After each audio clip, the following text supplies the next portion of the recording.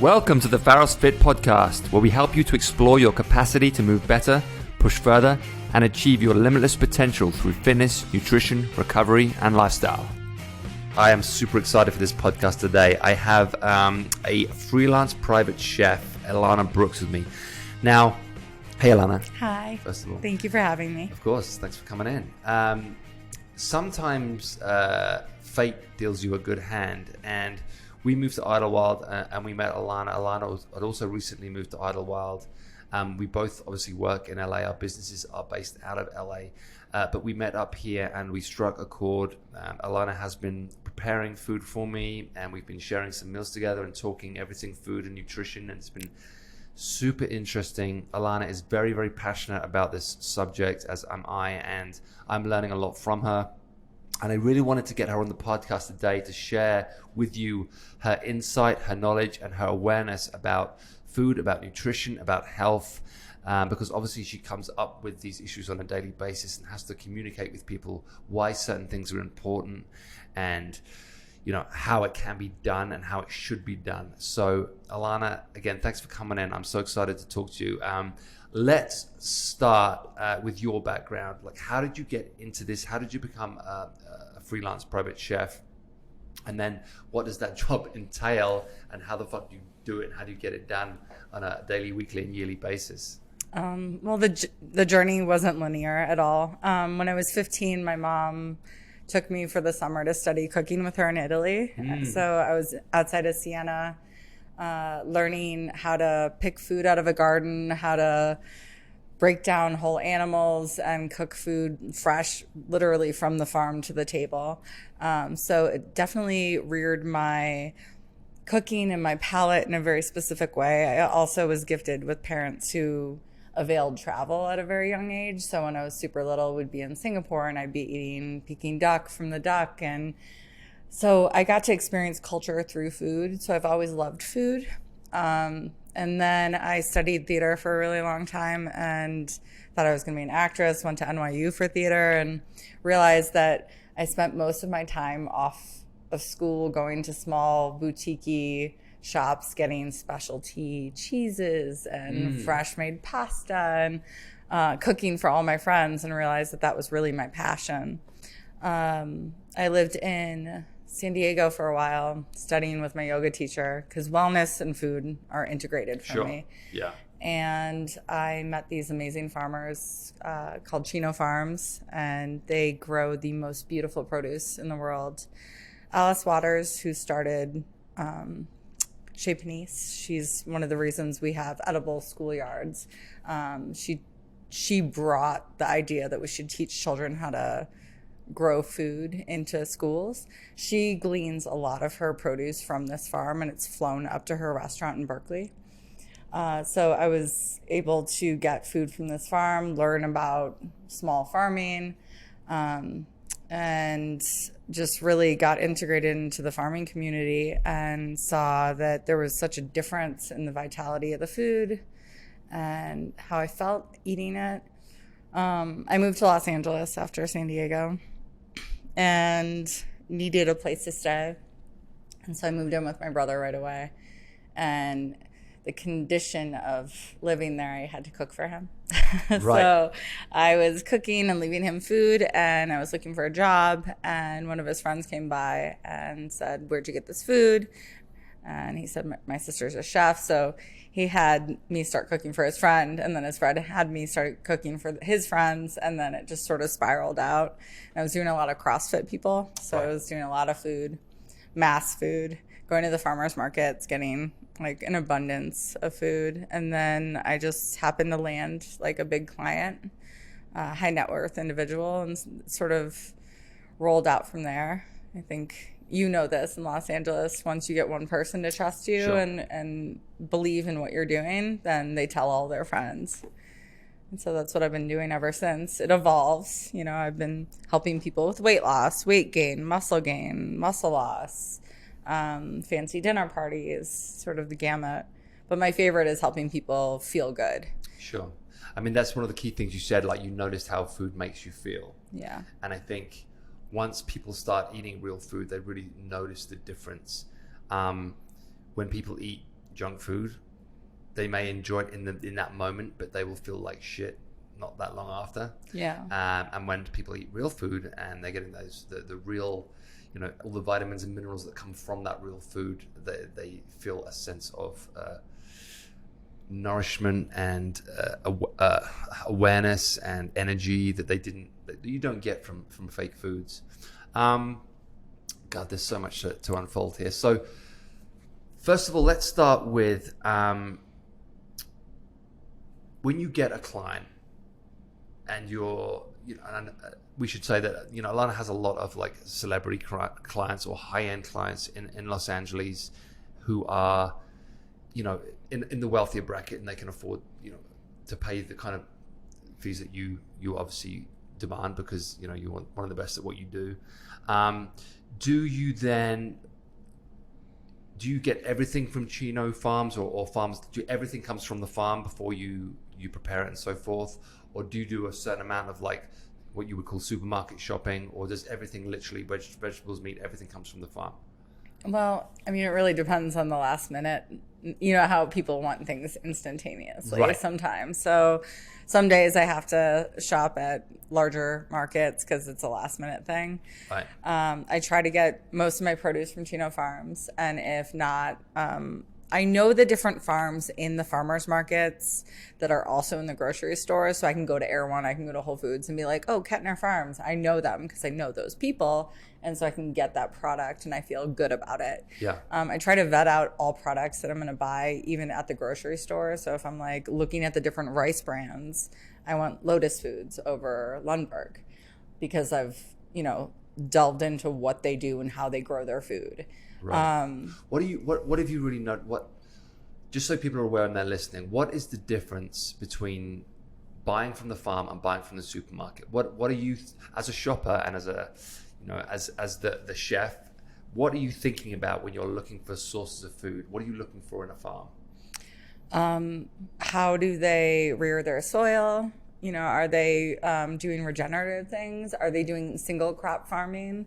Crop farming drives me crazy, even at the farmer's market. When you see a farm that only does strawberries, you're destroying the soil. Right. And so there's a very popular strawberry brand that people love, and it's $26 a pint for these strawberries, and people keep buying them. And they're destroying Oxnard. Right. So, I try to educate people. Yes. Like, we need cover crops. It's very important. Right. So I think about those things. I think about, we all vote with our dollars, right? So who are the farmers? Who are the people you're supporting? If you're going to a major grocery store, do you know the person who owns the grocery store? Right.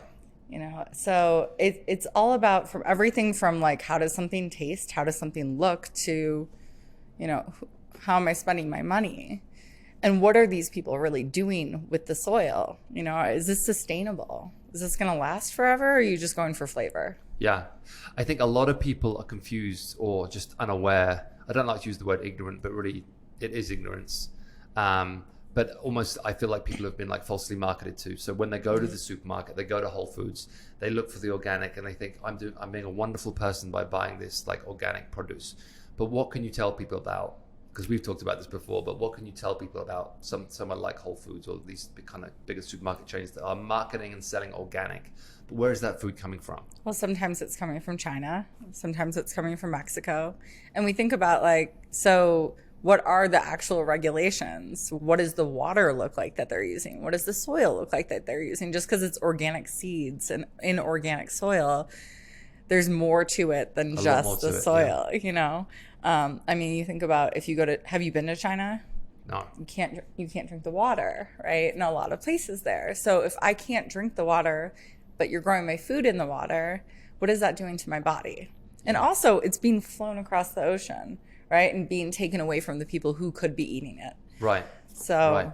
And a lot of people just don't know that about places like Whole Foods and all these big what you would consider to be healthy supermarket chains. They are importing food from China and from other places where, you think you're buying local and you think you're buying organic and everything is the marketing surrounding it looks very like farmy.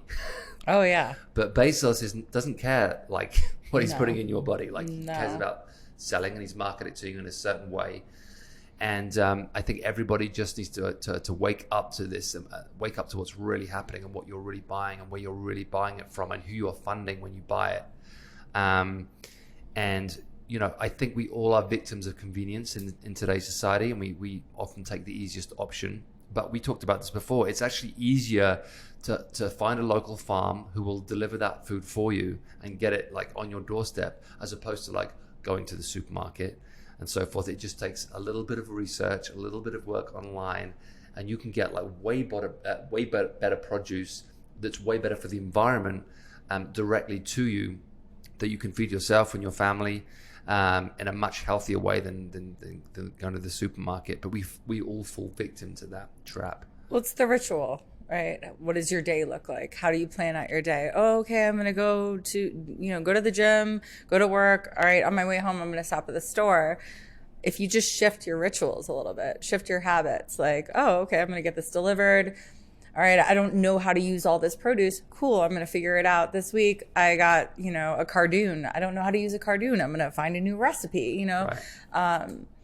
I just think that a lot of people, we become habitual in how we eat, what we do, instead of trying to expand our minds, expand our palates. We are so blessed to live in Southern California. There's an abundance and bounty of farms and diversity of produce. It's not like we're not in Iowa with just like potato, right. Not that that's just what's going on in Iowa right now, but like potatoes and kale and things like that, because it's cold. We have so much diversity here. It is a little lazy. It's just absurd to me that we are in an abundance of food here, and yet we are eating food that is being shipped in from foreign countries. It's an absurd situation. Yeah. Or like Mary's. I commend them for doing what they do. However, they have like probably thousands of farms, right? And people are like, oh, it's organic, it's free range, it's natural. Have you been to a Mary's farm? Do you know what it looks like? Right. I've been to the farms that I get my meat from. I go there. I know my farmers. I'm friends with them. Yeah. I know how they feed their animals. Even I was talking to my friend Devin the other day. He has Valley Farmstead, the one in Acme, Washington. Yes. And he was talking about like even from the feed, because he grows his own feed and ferments it on his farm and then feeds it to his animals. And he's saying that you can buy organic feed from like a large organic feed company, and there's cement in this feed. Oh, shit. Yeah. So what are you eating? What are your animals eating? Right. And then, we can go into like the vegan debate, because they think I was vegan for a long time. My pendulum swings a lot when it comes to food. However, growing vegetables causes harm to animals. You talk to any vegetable farmer, they kill lots of animals. Right. Because you know what eats vegetables? Animals, right? So they're shooting gophers, they're shooting deer. It's not like nature. It's not what you think it is. It's all very integrated. So, people think, oh, well, I'll eat a Beyond Burger. Whoa, it's so much oil. It's just so much chemicals. Why? Right. Just eat some lentils then. Again, it's convenience, right? It's convenience. It's people are reaching out for that easier option, and under the illusion that it's better for the environment, but that is just simply not the truth. No. When it comes to meat, and you and me, I think we're on the same page about meat, quality meat. What do you say to people when they say like, meat is bad for the environment and meat causes heart disease and meat causes cancer and all this kind of stuff? Like, if you have a client and you have a lot of like Hollywood clients, and a lot of them are in that kind of mindset, like how do you get around that subject? Some clients, I just let them. I cook what they want, Right. Like if I have a vegan client and they want vegan food, fine. But a lot of people come to me and they'll have an illness, something going on, and they'll be a specific diet, usually vegan. And their doctors will specifically tell them, and if you do any research on the issue that they're having, they need bone broth, right? They need something. I've been studying yoga for a really long time, and ahimsa is one of the first principles, which means nonviolence towards yourself and others. It is violent to not nurture yourself and nourish yourself. And so I think that there's this misconception that all farming is bad, all meat farming is bad. No, I mean, industrialized farming to anything isn't useful. Right. Single crop farming of cabbage is terrible to the land and terrible to the environment. Yeah. No, I don't want meat that's thrown, raised, when you drive up the 5. No, thank you. I don't want that, I want the meat that I know is eating beautifully fermented alfalfa in Acme, Washington, Right.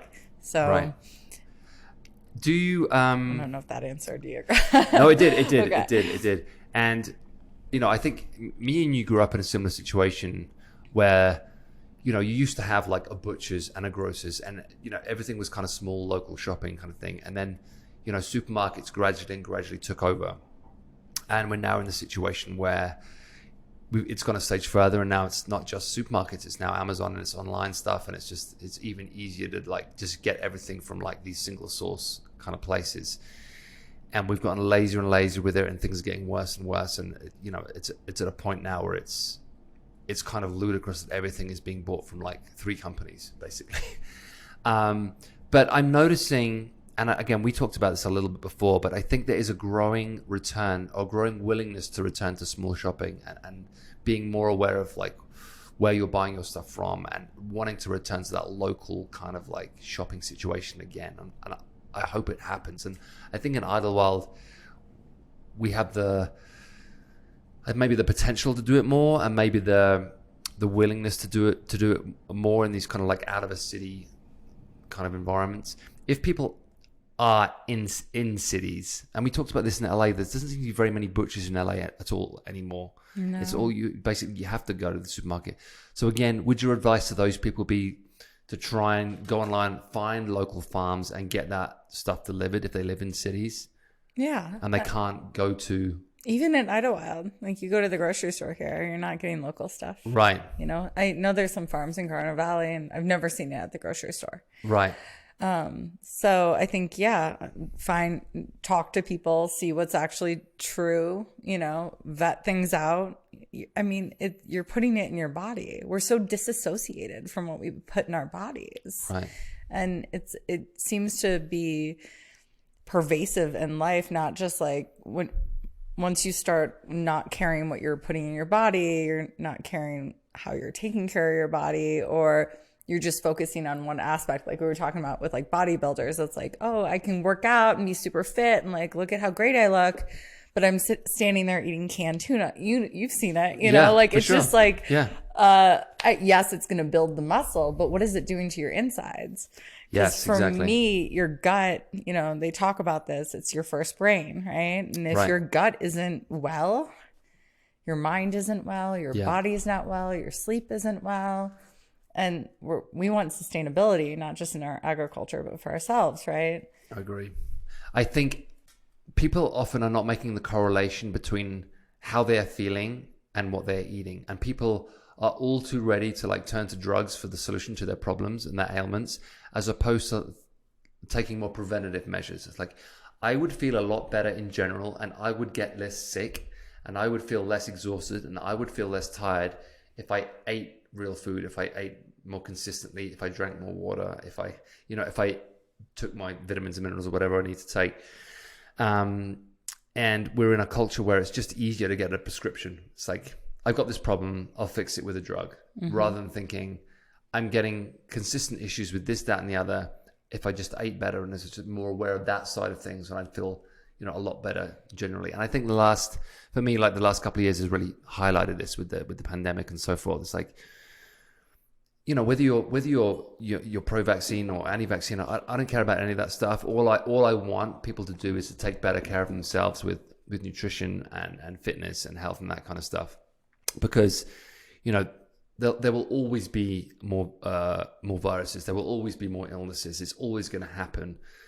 There will always be more mental illnesses, and if we don't take care of these fundamental basic things, like what we eat, how we exercise, and our lifestyle, how we spend our time, if we don't take care of those things, we are always going to have problems. Oh yeah. no matter what happens. So I hope people like are going out of this thing and back into the world with a greater sense of like, I need to take care of myself and my family in this way by providing for them stuff that's actually good for them. Well, and even like what I was saying, like we have to be careful what our animals eat, but also I haven't had an antibiotic in, I don't know, 15 years. So I think about if I ate a cow that, you know, if I went to a steakhouse and had a steak, that cow has had antibiotics, right? So I'm eating that. I'm consuming that. Right. That's going in my body. I'm going to have to counter that. Yeah. These are things that like, I know people don't think about it and people are like, oh, Elana, you're a little neurotic. Yes, absolutely. Neurotic about those things. I don't want to put antibiotics in my body. Right. I don't need them. Right. But these cows do because they're smushed together and getting sick. So yes, I think that there should be, I invite people to, you know, have a more mindful approach to how they get their food. It's so easy. It really is. What do you say to people when they're like, oh, that's okay for you, but what about like affordability? How do I do this on a budget? Like I've got 4 kids. Like how the fuck am I meant to like feed them properly? Well, you know, I don't have like proper TV, but you know, you'll be at a bar and there'll be commercials for like KFC or something, and they're talking about like, oh, a bucket of chicken and something, $24.99, right?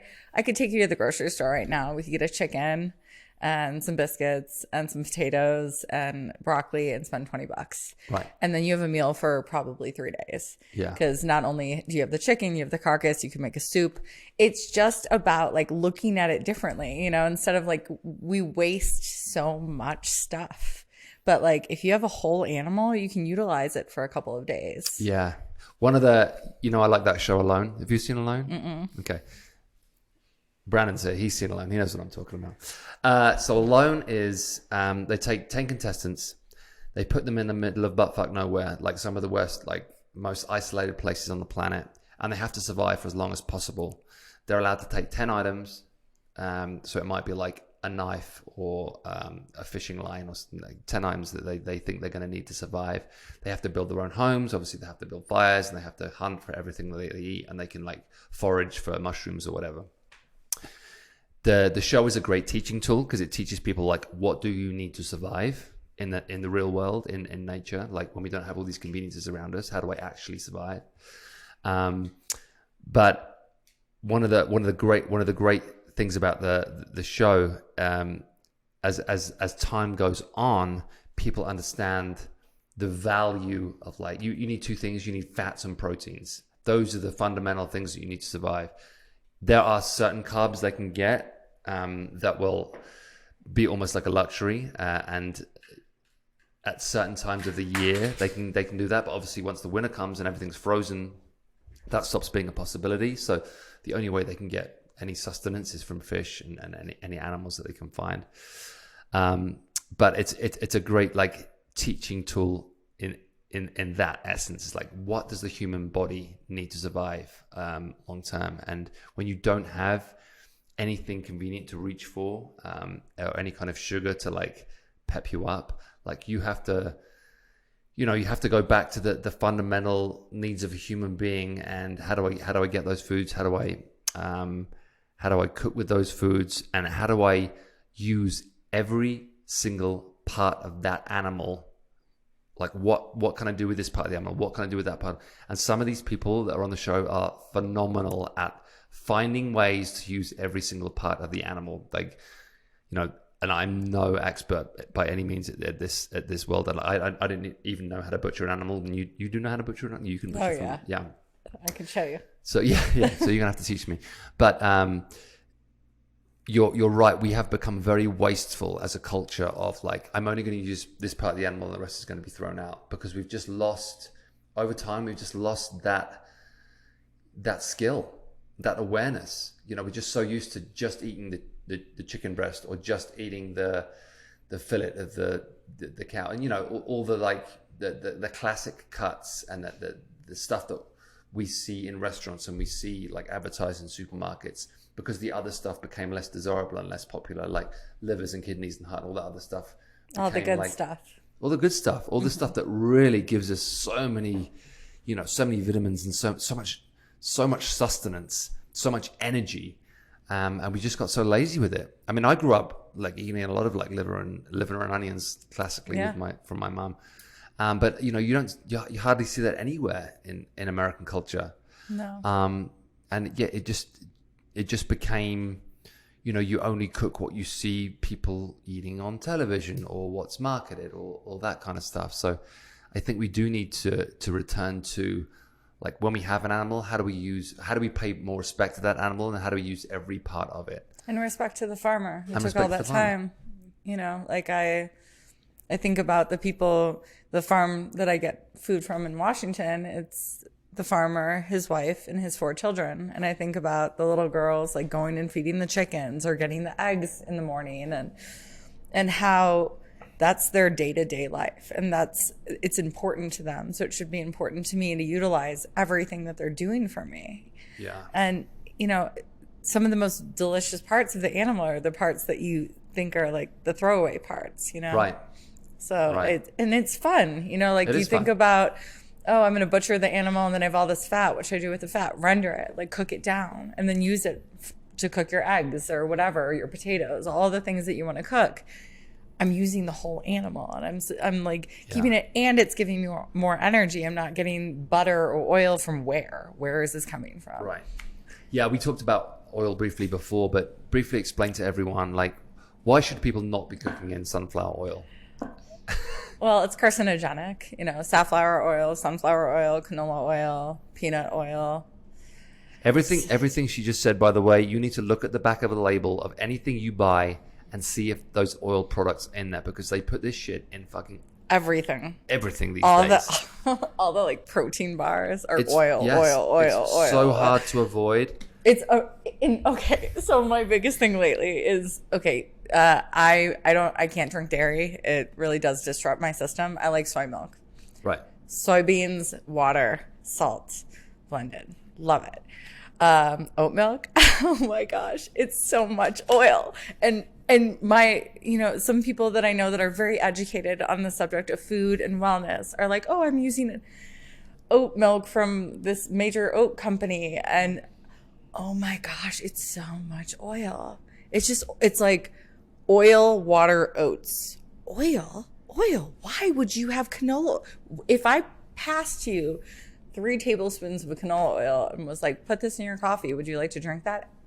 No, you would not. Maybe some butter, but Yeah.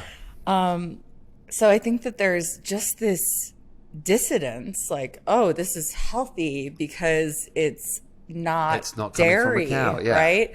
But if it's grass-fed, happy cows somewhere, then that would be happier to your body, right, than drinking canola oil and sugar. Yeah, and sugar. So we are in a ridiculous situation where you can't buy raw milk in California, or it's very, very hard to buy raw milk, even though it's very, very good for you and completely natural.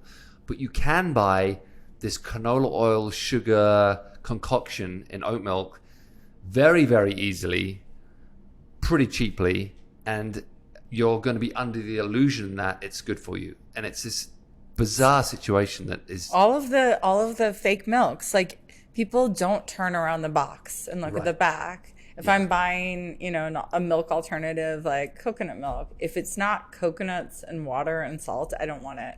Right. If there's emulsifiers in it, I don't need it. Yeah. It's unnecessary. Also, people just don't want to make their own stuff. Right. Like, you can really just take oats and water and blend it. That's it. And you make some milk. It's not going to make the creamy thing. Right. The creamy thing is the oil. The oil. It's the oil, ladies and gentlemen. You're drinking oil. And people are like, oh, they have their Starbucks 24 ounce. There's nothing wrong with Starbucks. I don't drink it, but there's nothing wrong with it. But they drink these large cups of things, and they're like, why did I gain 10 pounds this year? Yes. You're drinking sugar and oil. You're drinking oil that your body cannot process, and it's toxic, and it's.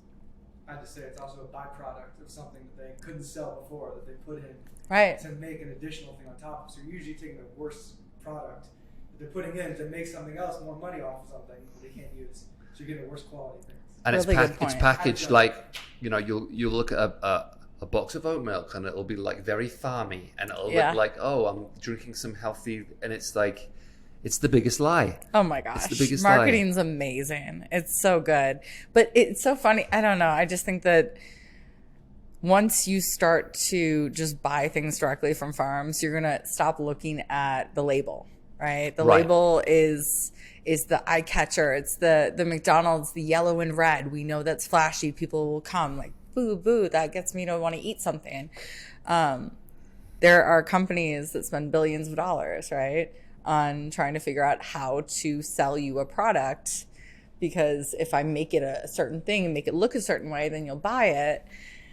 And it's not about, nobody cares about your health when it comes to that kind of stuff, when it's a mass produced product. Right. And that's the hardest part, you know, like the protein that I order usually is from Hammer Nutrition. And whenever I talk to them on the phone, because I call them usually because I'm lazy about the online thing, I'm like, why don't I see your products in more places? Why aren't you busier? You know, like, I think your product's really clean. It feels good to me. I feel nourished by it. I feel satiated by it. I don't feel gassy. A lot of protein powders make me feel a little gassy. And they're like, oh, we just like word of mouth. That's just how we do things. And I love that. That's great. I love that. Yeah. They don't feel the need. They're in Whitefish, Montana. What's it called? Hammer Nutrition. Oh, Hammer Nutrition. Okay. I love them. I mean, they seem to be doing things correctly. I don't know. I haven't vetted them out completely. However, my personal experience with them, like in my body, I feel good taking their products. I'm going to look into that. Yeah. I don't really know this stuff very well.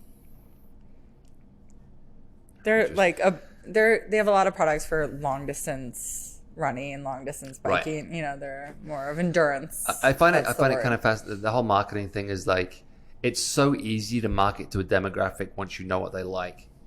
So you can find like, you know, the kind of like vegan or like people who are, what's the right phrasing here? People who, you know, people in LA who, you know, they desperately want to be doing the right thing. They have that kind of sense of virtue of like, I want to be good to myself and I want to be good to the environment, and this is my kind of worldview. Once the marketing companies know what that worldview is, it's very easy to market to and very easy to like create the illusion of health that they think is going to appeal to this demographic. And it's, you know, once they acknowledge it and once they refine it, it's like, oh, this is all day long going to sell. And people will just lap it up because they just don't have that awareness of like, okay, but what's really happening here? What's really on the label? What is this thing that I don't quite understand? This word that I don't understand here, what is that? Do you remember those boxes? I mean, I don't remember the name of the company, and I don't like to disparage anyone's names anyways, but the box that was delivered where like things were cut up for you, and all you had to do is like put the meal together, and it's like a dinner, and it's as if you cooked dinner, but it's already cut up for you. Do you know what I'm talking about? Green thing. Fresh. Something. Fresh or freshly. Yeah, one of those things. So I remember I was at a friend's house and she was like, oh, I want to make you dinner. I said, great, wonderful, thank you, awesome. And she pulls out this box and it's these plastic bags. Shit. It's fine. But it was like these plastic bags filled with like cut up things that looked like they were cut up a month ago. And if you know, I think Emily and I are on the same page about this. Like, if it's 3 days, it's going in the trash. Like, You shouldn't have food for longer than 3 days. It grows mold. There's no nutrients in it. So I'm thinking about all these people that are like, I'm getting fresh food delivered to my house and I'm going to make this beautiful meal. How old is that food? And it's sitting in a plastic bag. Right. And a machine's probably cutting up. Or are they paying the people appropriately that are cutting up those vegetables? There's like a line, you know, that for me, it's like if you're not thinking about the whole picture, right? Like who's making your food? Like I've worked at some 3-star Michelin restaurants that were so tenuous and exhausting and scary. Yes, the food was beautiful, but I felt like it was toxic because we were being screamed at all day long, right? That's not nourishing to me. That's just art, right? I don't love going out to eat because the oils that you're getting at restaurants, nobody's using 100% organic extra virgin olive oil. It's too expensive. That's the only thing I'll use, that or ghee. You know, I don't want to use things that I don't understand. Yeah. Like this avocado oil trend, it drives me absolutely crazy. And all these people online are like, oh, avocado, like Dr. Mark Hyman. Sorry, Dr. Hyman. Like you like boast avocado oil. Why? Why? Where does it come from? Take an avocado and make some oil for me. Right. We could go pick some olives and make some olive oil right now. So the simpler, the better. If you can do it, then your body can process it. Right. And so what are they doing with avocado oil? Well, I think they take the seeds and press it. But why would you ruin an avocado? Right? Plus, there's wars going on in Mexico over avocados. Right. So people are dying over your avocado oil. Right. But look how fancy and beautiful it is. Right. Do you remember truffle oil was like a big thing for a while, Yeah. even though it's not a real thing? It was just a compound made in a laboratory. And so they were selling it for all this money. Yes, you can get oil with shaved truffles in it, but that's not what I'm talking about. I'm talking about the oil. And so La Tourangelle used to sell this truffle oil, and they took it off because they were like, this isn't a real product, and we only want to sell real products. I just think that when it's overcomplicated, our bodies might find it overcomplicated. Right. Right? For sure. The simpler the better. That's why, like, if you have a side of a cow and you break it down and you have all this fat and you render the fat, then you have that to cook your whatever in. I said this to a client the other day. It's like, he'll send me pictures of food and ask me, like, is this okay? And I'll say to him, well, what's that sauce? And he's like, well, I don't know. And I'm like, well, if you want to get leaner and leaner and leaner, make the food simpler and simpler and simpler. Like that's the best I can tell you. Like, stop. Don't try and fancify things. Don't try and look for the exotic option. Look for, like, I know exactly what this is. I know exactly where it's coming from. Make it as simple as you possibly can. And it's going to be the easiest for your body to process. As soon as you start throwing in stuff that you don't really understand, there's a good chance, there's going to be oils, there's going to be chemicals in that your body can't process and you don't know what they are. And it's going to be very hard for you to quantify, where the results that you want to get are coming from and where the hurdles and where the obstacles are, because you just don't know what is in it. Because now we're leaning into the inflammation factor of all those foods, right? Like, and then your body is inflamed. You can't lose weight. You can't build muscle. You're exhausted. You can't sleep well. Right. Inflammation ruins everything. Yeah. And so all those oils, all the bad foods. Yeah. I mean, also when you go out to eat at a restaurant, I can attest this. When I worked at like fancy restaurants, you're eating 3-day-old food. You're eating the oldest food in their walk-in. Yeah. When you're at home and cooking for yourself and eating your simple steak and potatoes and broccoli, that's fresh. Right. And so your body can retain the nutrients so much easier. Food grows mold. Our body doesn't want to eat mold, right? And so mold causes all sorts of problems. And so people eat out on the regular, like, oh, this is just a thing. This is just what I do. It's just easier. It's cheaper. It's not cheaper. Yeah. Also, in the long run, it's going to take its toll. It's going to take its toll on you, and you're not going to sleep. You're not going to get the, Well, it's so interesting you say that, because one of the things we said when the Limitless Challenge started was when I first came to America, like what I noticed was people just eat out all the time. No one cooks anymore. And you could make the argument like, yeah, it's okay once in a while to eat in a restaurant, and you might not get the best of everything, but your body's going to be okay. But then imagine that's all you are ever doing. All you are ever doing is eating 3-day-old food. All you are ever doing is putting mold in your body. All you are ever doing is putting these oils that you don't understand in your body. All you're ever doing is creating inflammation. Like, the daily, weekly, yearly accumulation of that inflammation. And we know that most diseases are caused by inflammation of one thing or another. Also, most, like, whether I've got knee problems or, back problems, like a lot of that is inflammation. If all we are ever doing is putting things in our body that create inflammation, like, what the fuck do we expect is going to happen? Like, there's a certain amount the body will tolerate, but there's going to be a point where the body won't tolerate it anymore and it's going to get sick.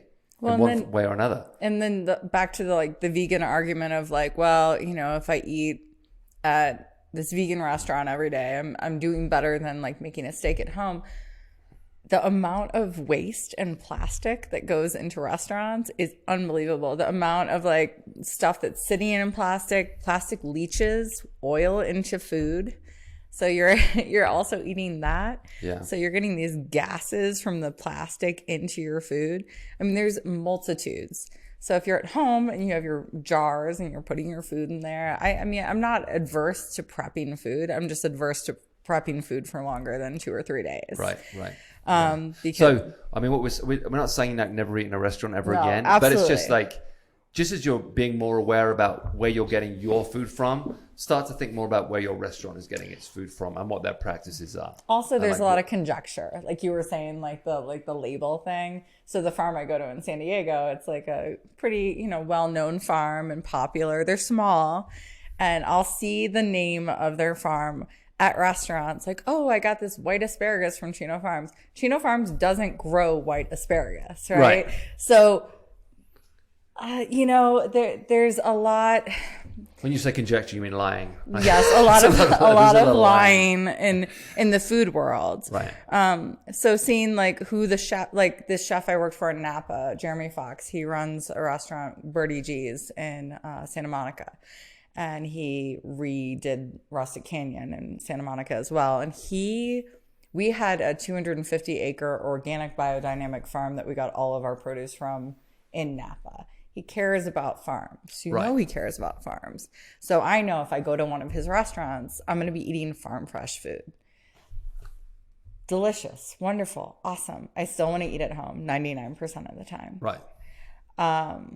Like you said, it's like don't go to restaurants, like go out to eat. Just don't have that be the predominant way that you get sustain your body. Sustainability. Like food shouldn't be, it should be a ritual, you know, like we eat in our cars, we eat standing up. I'm totally guilty of this. Yeah. I'm on the go all the time. Right. But when you can sit down and shoot, our first point of digestion is our teeth, right? So if we can sit and slowly enjoy our food and also appreciate that somebody grew this, you know, whether you pray, whether you have appreciation, gratitude, you know, the more positivity that, now I'm like getting woo woo, but like the more positivity that you put into the food, because that's how I cook. Like I cook with like positive energy. Right. I think the better that you feel, the more nourished you are. Well, again, and that's a whole thing of like there used to be the family ritual of sitting down for dinner, and you would say grace maybe if you were so inclined, but you would certainly like sit down and appreciate food more. Whereas now we have got into the habit of like people just grabbing and going, and families not eating together, and like people watching TV while they eat, while other people are doing stuff, and it's like we've lost that ceremony of food. Yeah, it is a ceremony. You go back to, you know, when we were hunter-gatherers, and, you know, I've read a lot about this kind of stuff, and like the ritual of like the family's at home, hunter goes out, you know, forages, kills whatever they can, comes back in the evening, eats one big meal with the family, which is like the family meal, which is the ritual of like, that's the kind of like celebration of food and the gratitude of like what that animal has brought you in terms of sustenance. And now, of course, you know, with convenience and everything just so easy, and people just like buying stuff here, buying stuff there, and no one really eating together anymore. Like we definitely lost that sense of appreciation of the meal that's right in front of us, and being in that moment of like, let's be grateful for this meal, and, you know, everything that this animal has brought us, or these, you know, vegetables have brought us, or whatever. Well, and also I think that's one of the reasons I know for myself that I gain weight. Is if I'm eating really quickly, and I don't realize how much I just ate, and then I just keep eating. It's that idea that your stomach has to catch up to your brain 15 minutes later. So if you're slowly eating, you're conversing, you're enjoying each other's company, you're like, oh no, I am full. Like I don't need to finish that, you know? Right. But if I'm sitting watching TV and like scarfing food down, I don't realize how much food I've eaten. Yeah, for sure. Where do you stand on toxicity in certain plants? And what I mean by that, if you guys are listening, there's an argument that plants develop a defense mechanism chemically to put people off eating them, because they're trying to defend themselves. So animals, to defend themselves, develop jaws and claws, and, you know, they can defend themselves physically. Plants can't do that, so they develop toxins and chemicals to stop you from eating them. Where do you stand on that argument? I mean, the big one's kale. Like the argument is like, we have to put so much stuff on kale to make it edible when we farm it, that it's actually terrible for us. And that there's a whole marketing, the last 10 years, there's been such a big marketing campaign around kale. There's people wearing fucking kale t-shirts and kale caps. And I'm like, no, it's funny because that's true. Yeah. And I'm like, are you guys aware of this argument and this process of like what's being put on kale to make it possible for you to eat it. Well, I mean, I think that just anything that's mass produced, mass marketed isn't a great idea. I don't think that eating kale in small amounts cooked in a proper way is bad for you. I don't think eating raw kale every day or putting kale in my smoothie is a good idea because my body can't process it. I just think that there's such a lack of education around, yes, plants do have, like, have you ever broken down an artichoke? No. It's pretty spiky. Right. You know, it hurts your hands. Yeah. Or nettles will sting your hands. So you want to like pick them up with tongs and then wash them and then cook them down. There's a defense mechanism, but it's good for you. So I don't think that certain plants that have defense mechanisms are bad, but I do think that over consuming food that we can't really process easily is an issue, like kale. Right. You know, this idea that, oh, it's green. It has a lot of vitamin D and calcium, which it does. It's not bad for you. There are really good qualities to kale. It's just you have to cook it properly. Right. Right. And it shouldn't be the predominant part of your meal, right? Like it could be a little piece of your meal or a part of your pasta or whatever it is, right, that you're making. But no one should be living off kale. No. You know, we need vitamin C, we need fat, we need, you know, protein. We need certain things in our body. We're the only mammals that can't make our own vitamin C, right? So there's certain things that we need to consume.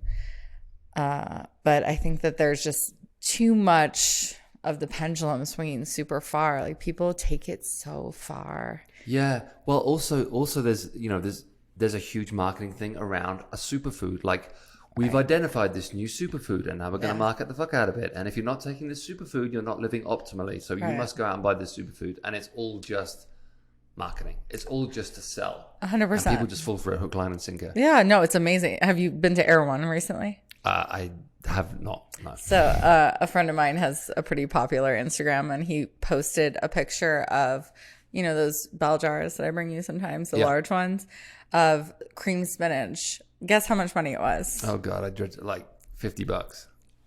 Ding. $50 for a quart of cream spinach. And then he opened the freezer section, a block of ice. Tell me how much it was.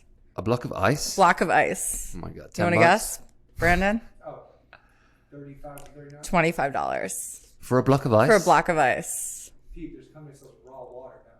Stop it. Out of San Francisco, of course. No. Raw water. Raw water. Not cooked. It's raw water. I just can't.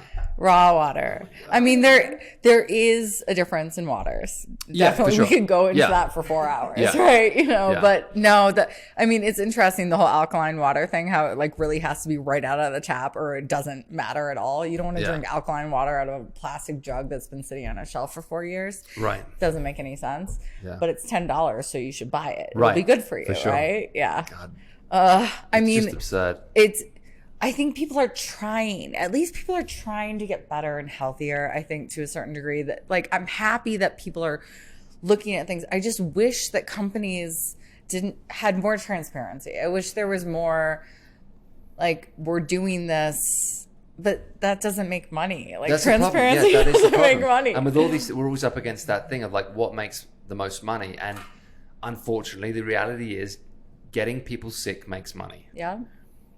Pharmaceutical companies rely on people getting sick, otherwise they don't make money. So it's like the incentive to say to people, just eat basic real food and everyone will be way more healthy and way less sick, does not make enough money for anybody.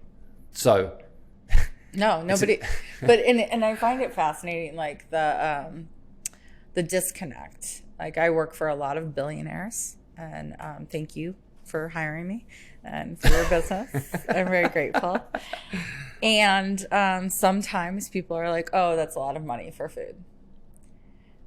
Right, and they're billionaires with your 20 cars sitting outside and your 45 houses and it's a lot of money for food. I'm not going to shop at Costco for you. I'm just not going to do it. Right. It's not an option for me. So I mean, there is a certain point. I'm very grateful that I've gotten to a point in my career where I can say, no, this is where I spend my money. I'm voting with your dollar. Thank you for letting me spend money at small farms and support small farmers, people that I know, that I respect, that I care about. I mean, I worked for this family close to the farm that I go to in San Diego, and I got to go there every day and spend like $600 on produce. It was amazing.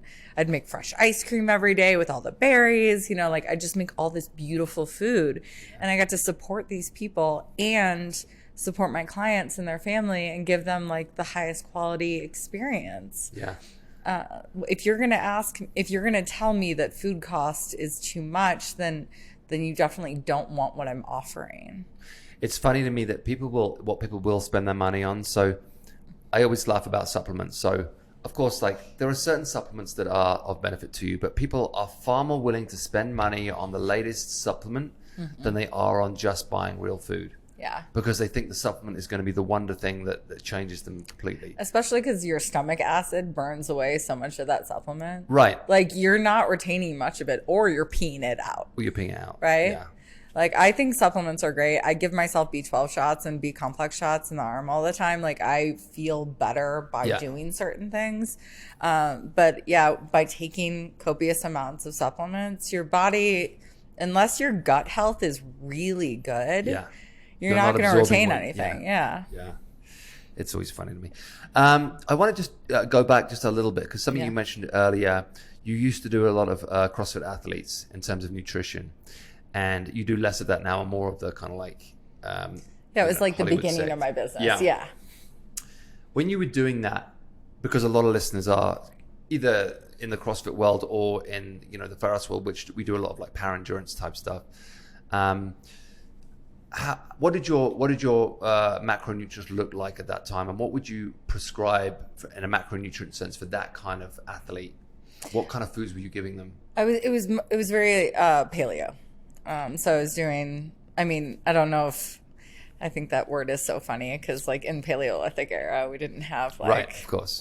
parsnips growing in all over the place.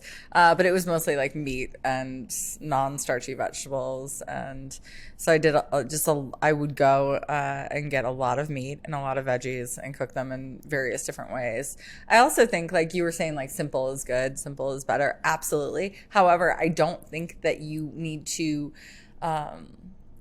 limit yourself, because you don't want to be boring. Right. Because I think that some people think, well, I just like, all right, steak, potato, steak, yam, steak, whatever.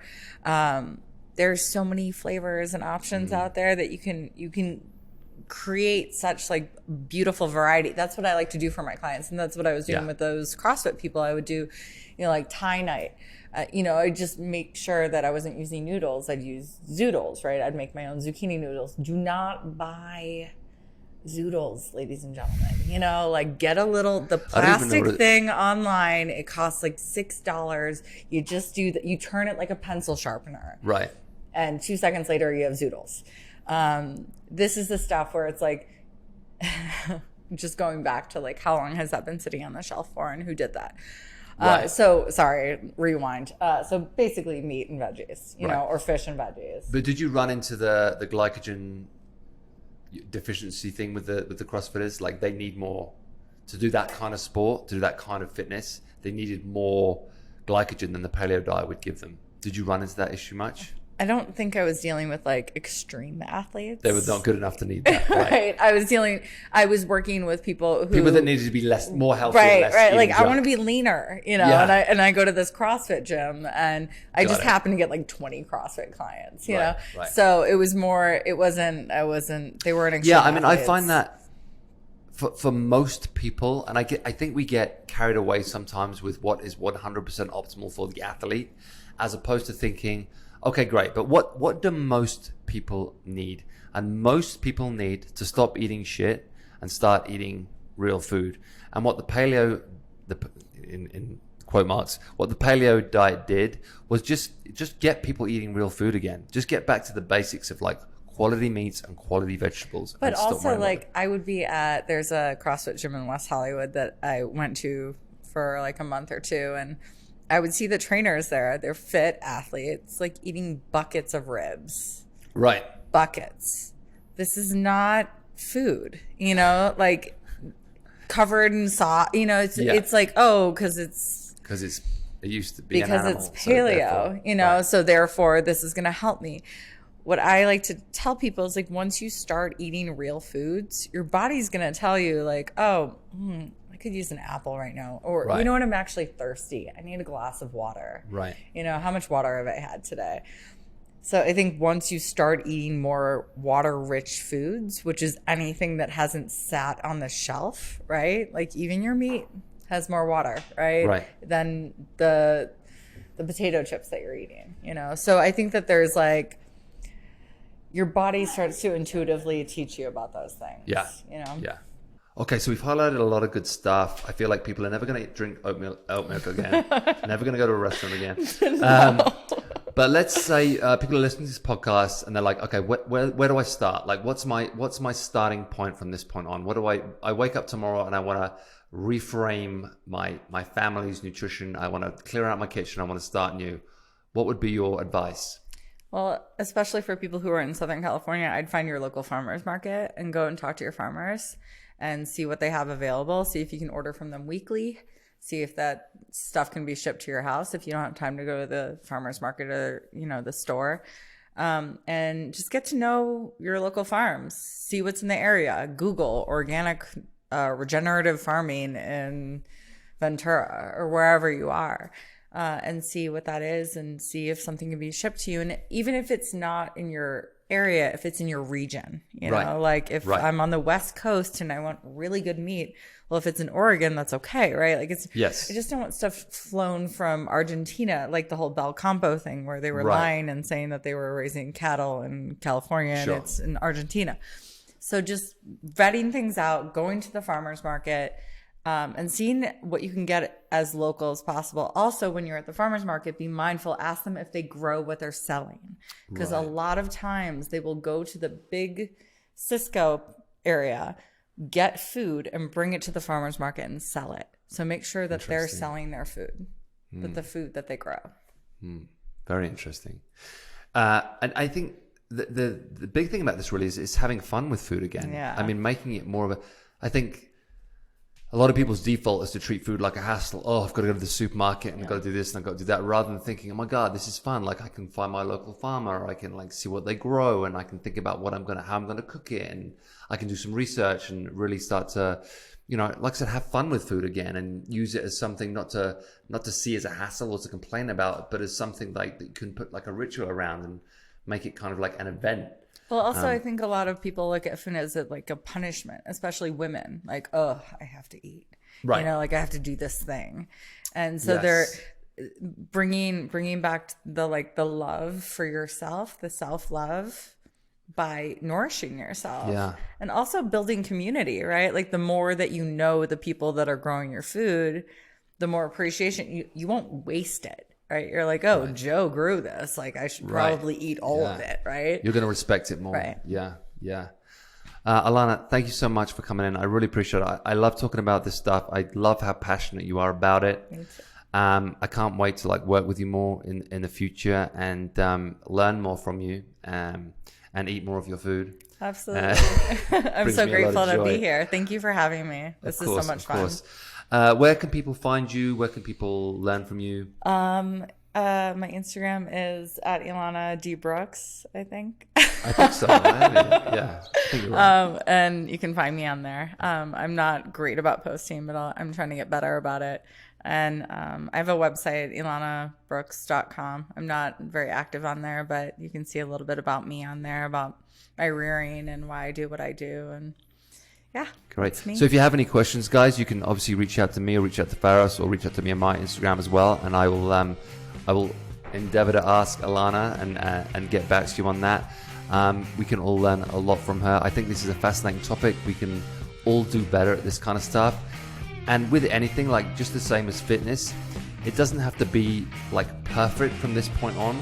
All we're saying is make some steps to do things a little bit better, to treat your bodies a little bit better, to treat the planet a little bit better, to treat farmers a little bit better, and just one step at a time, baby steps. Let's try and get better at this stuff.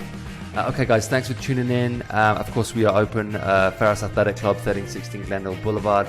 Come see us anytime. Pharos Mountain Lodge is also open up in Idlewild. We do semi-privates. We do our bed and barbell weekend retreats. So come see us. We'd love to have you. And reach out if you have any questions. Thank you, Brendan. Thank you, Brandon. Thanks, Elana. Thank you. Okay, guys, Thanks, see you soon. Peter. Take care. Bye. Bye.